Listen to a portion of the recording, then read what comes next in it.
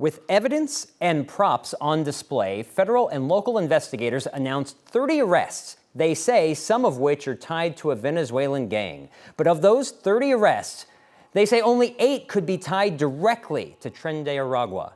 Our Angeline McCall shows us why those investigators still believe Colorado was that gang's hub.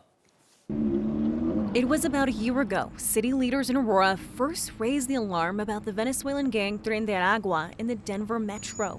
The three of us believe that there is a gang problem, a huge gang problem, that apartment complexes and areas of our city are being taken over. Then Aurora Police Chief Todd Chamberlain said the gang was operating, but no takeover. This city is not overrun by TDA. This city is not controlled by TDA. And since last year, there have been questions of what really went on. 2 recent federal indictments have allowed us to learn more. 3 TDA leaders have been indicted, along with at least 5 members, according to court documents and investigators. I think this case marks remarkable progress in the fight against Tren de Aragua, but we're not done. They say gang leaders supposedly called the edge of Lowry apartments in Aurora a hub. That apartment complex we've heard across the country from TDA leaders and other people as part of the investigation that they refer to that as mini Tokoro.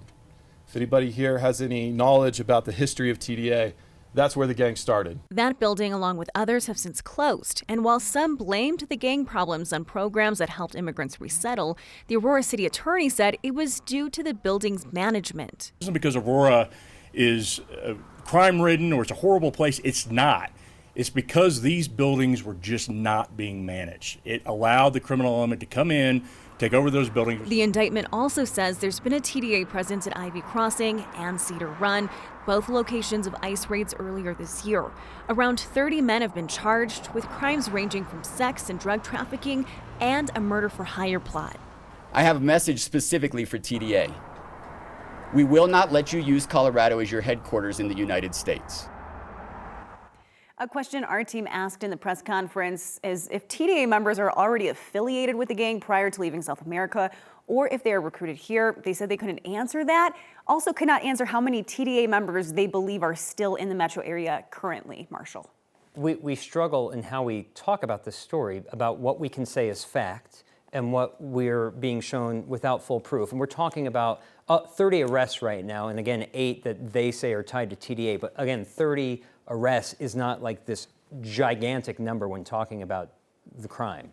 Yeah, I think just to keep in perspective and to give perspective to people, there were over 40,000 migrants who came to Denver, many of them Venezuelans, the large majority, just in 2023 alone. And so this is a really small number, 30, and then even smaller, right, 8 when you break down the people that they say are directly affiliated or leaders. And so we just want people to keep that in mind, that there were thousands and thousands and thousands more here. Right, when people try to make a connection that anybody who crossed the border is someone who's caught up in all this. Thank you for the perspective of 30 out of 40,000. Thank you, Angeline.